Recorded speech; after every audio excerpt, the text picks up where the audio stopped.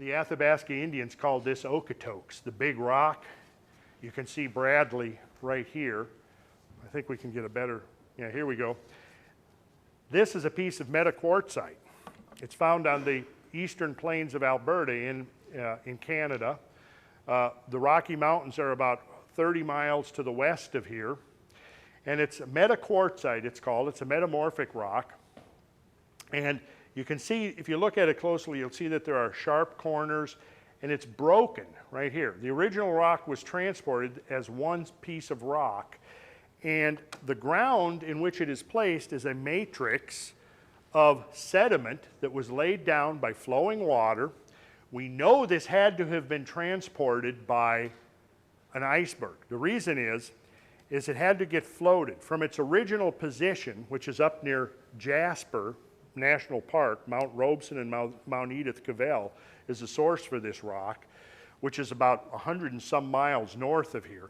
You had to get it from its origin to here, then you had to dump it on the prairie.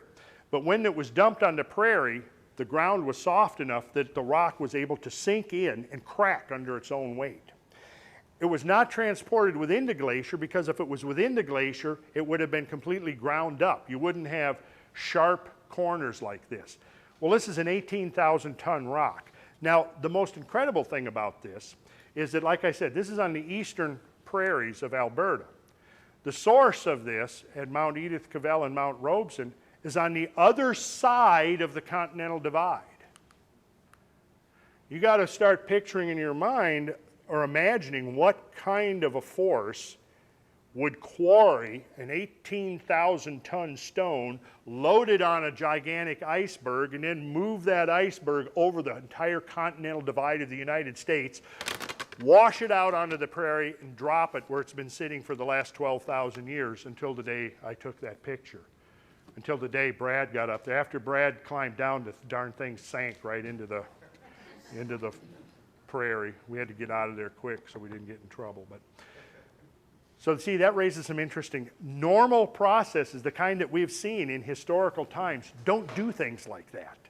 See, this is like the mute, indisputable, irrefutable, inarguable evidence that there have been these tremendous events that have transpired over the face of the globe.